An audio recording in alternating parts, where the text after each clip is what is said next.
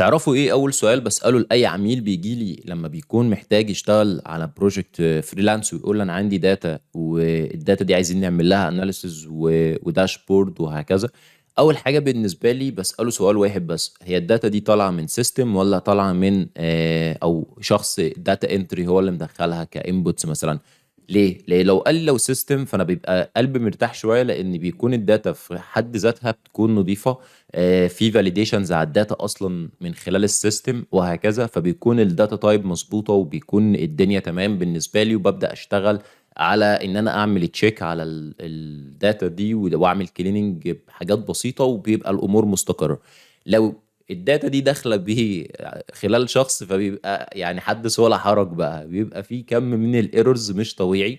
طبعا احيانا الداتا تايب بتكون مش مظبوطه، في فاليوز جوه العمود نفسه من خلال الداتا تايب، فالداتا تايب مش هيش متوافقه مع الفاليوز اللي اوريدي موجوده جوه العمود ده.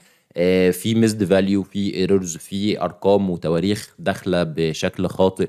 احيانا يدخل لك يوم شهر سنه، واحيانا يدخل لك شهر يوم سنه، فتلاقي ان الامور مش مستقره. فاول سؤال بساله لاي عميل لما بيجي لي اونلاين او اشتغل حتى كفريلانس على اي موقع من مواقع الفريلانسنج، بساله بقول له: هو الداتا اللي احنا هنشتغل عليه دي طالعه من سيستم ولا داتا انتري من خلال هيومن معين هو اللي بيدخل الداتا دي على الاكسل؟ لان طبعا الاكسل زي ما انتم عارفين لما بندخل الداتا فيه، لو انت دخلت له قيمه تاريخ مثلا 50 واحد 20 30، ولا هيقدر يقول لك حتى ان التاريخ ده مش فاليد او التاريخ ده مش مظبوط. هو بيقبل اي فاليو في اي مكان في اي حته، حتى لو انت محدد الفاليوز دي شكلها عامل ازاي. طبعا انت بقى لازم تدخل بقى ادفانسد اكتر وتعمل فاليديشنز على الداتا وتظبط الداتا ديت عشان تبقى عارف ان القيمه اللي انت هتدخلها هنا قيمه بشكل معين.